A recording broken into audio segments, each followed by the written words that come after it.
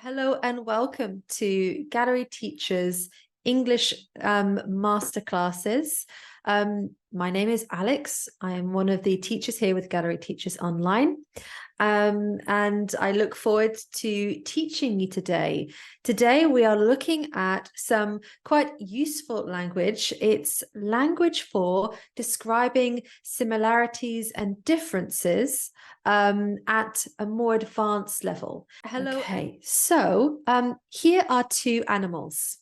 Okay, I don't know if you have these animals in your home country, but we certainly have them here in the UK. Now, these animals are both famous, mammals, are famous for having similarities. We have here a hare and a rabbit. And just to clarify, the hare should be on the left of your screen and the rabbit on the right of your screen. These are some phrases for comparing similarities. For example, I'm going to use X and Y, X meaning one thing, for example, a hare, Y being another thing, for example, a rabbit. So X shows similarities to Y. Okay, so X shows certain similarities to Y, or X shows some similarities to Y. X is comparable to Y, or you can use adverbs like broadly. There are some or certain parallels between X and Y. Another nice similar expression, we can draw parallels between X and Y, or we can make parallels between these two. There are more similarities than differences between X and Y. Okay, so when you're balancing similarities and differences, if they're more similar, you can use this phrase. There are more similarities than differences. There is a resemblance between, okay, or there is some resemblance between X and Y. X resembles Y in some respects or in some ways. That's quite nice. It's a bit more formal expression, I think. And then if you want to talk about the most important similarities, you can say one of the key similarities between X and Y. Now, if there are not many similarities, you can say one of the few similarities between X and Y. But careful, if you say one of the few similarities, that means that broadly they are very different. So those are for making comparisons, words like comparable, similarities, parallels, resemblance. Okay, but of course there are more. Oh, here's an example. So if we're thinking about our hare and our rabbit, we can say this. Hares show certain similarities to rabbits. In fact, there are more similarities than differences between them. For example, a hare's long ears are broadly comparable to a rabbit's. One of the few differences is their respective size. One of the few differences, because of course, hares are larger than rabbits. So notice, show certain similarities, more similarities than differences. Now, let's talk about stronger similarities. So here we have two famous twins. They are American actors who were famous for being child actors, but are now both very successful fashion designers and businesswomen, I think. Okay, but yes, they are twins. Does anybody know who they are? Of course, the Olsen twins, yes. So we have here Mary-Kate and Ashley Olsen. Of course, when we're talking about twins, especially identical twins, we're talking about some really close similarities. How can we talk about really close similarities? Here we go. X, strongly, closely, greatly, very much. Okay, so great adverbs here. So X strongly resembles Y. There is a strong, close, striking resemblance between X and Y. Even stronger, X is virtually or practically identical to Y. There are intensifier striking similarities or parallels between X and Y. If you want to talk about something specific, you can say X is almost identical or exactly the same as Y in terms of some particular characteristic. There is a striking similarity between X and Y. Now, remember, this is not just for people and appearances. This can also be for kind of personality or other characteristics. X resembles Y in many respects or in many ways. And finally, X directly corresponds to Y. Not so much for people, the last one, but for other types of similarities. So notice words like striking, striking resemblance, virtually identical,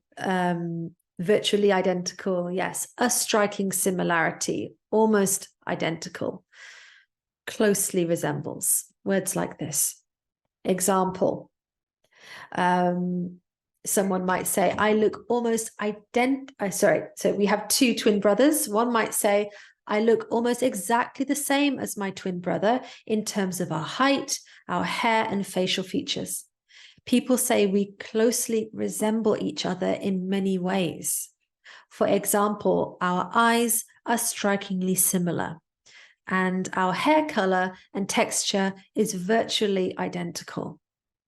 So notice how we are doing this with nuance here. We're able to talk or write about specific characteristics. Those are for similarities. And lastly, there are, of course, some idioms we can use for expressing close similarities. Here they are: cut from the same cloth. Someone can be the spitting image of someone else.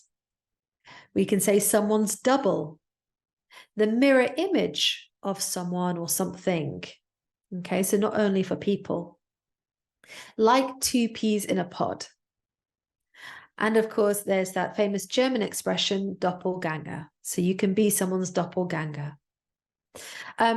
I've put in bold, cut from the same cloth and like two peas in a pod, because these can also be for personality as well as physical appearance. Okay, so I could say the father and son were cut from the same cloth, right? So very similar in terms of their appearance, but maybe also their other characteristics as well.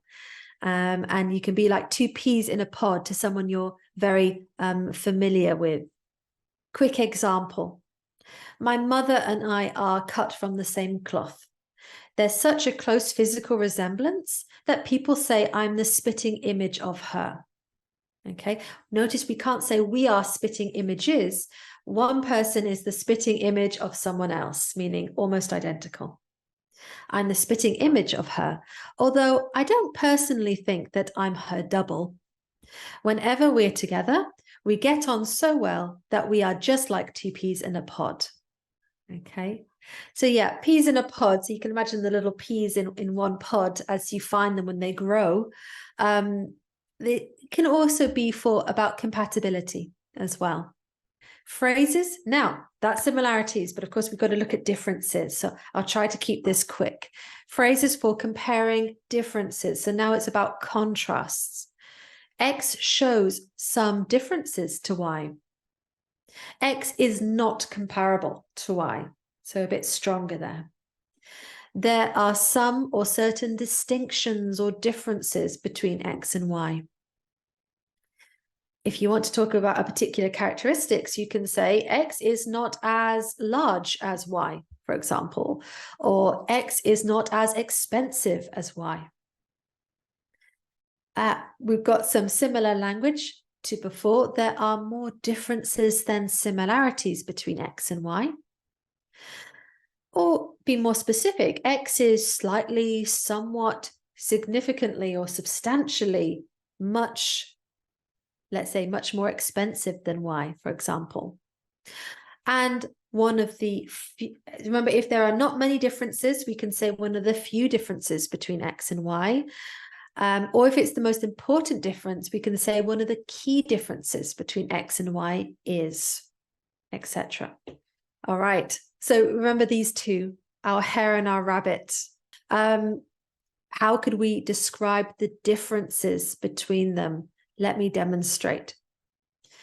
There are some subtle, meaning small, right? There are some subtle distinctions between rabbits and hares. For example, hares are significantly larger than rabbits. Another key difference between them is their speed, as hares can run much faster than rabbits can. So notice subtle distinctions, significantly larger, key differences. So now we're talking about strong differences. So when two things are not similar at all. There is a striking, strong, or significant difference between X and Y. There is a striking contrast between X and Y. So notice again, we've got striking. So good for strong comparisons, but also for strong contrasts. X bears almost no resemblance to Y, or you can say X bears almost no resemblance to Y. There's also phrases like in contrast, right? Or even stronger, in stark contrast. X is the opposite of Y, or even the complete opposite of Y. And again, quite strong and particularly good in spoken English. We can use X is nowhere near as characteristic. So let's say X is, a rabbit is nowhere near as fast as a hare. Or a rabbit isn't anywhere near as fast as a hare. But really nice language there, particularly when you're speaking, right? Nowhere near as, or is not anywhere near as. So here we have two friends. Let's imagine that you have two friends. They are really close friends, but they are quite different to each other, right? In terms of their personalities. So imagine one friend says of the other friend, I'm very fond of my best friend, even though we are complete opposites. For example, I'm nowhere near as outgoing or confident as he is. And there is a striking contrast between our tastes in movies. We never agree about what to watch at the cinema. So quite strong there, complete opposites, nowhere near as something.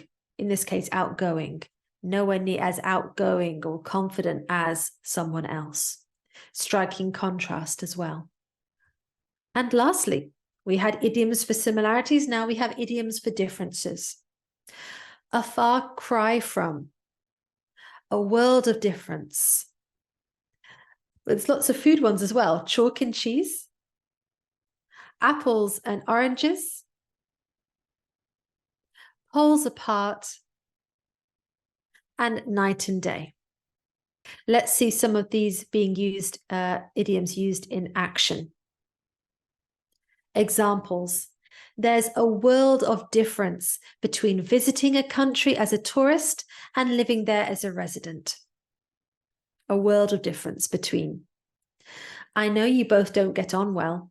Your interests and personalities are so different. You are like chalk and cheese, meaning you two people are very different.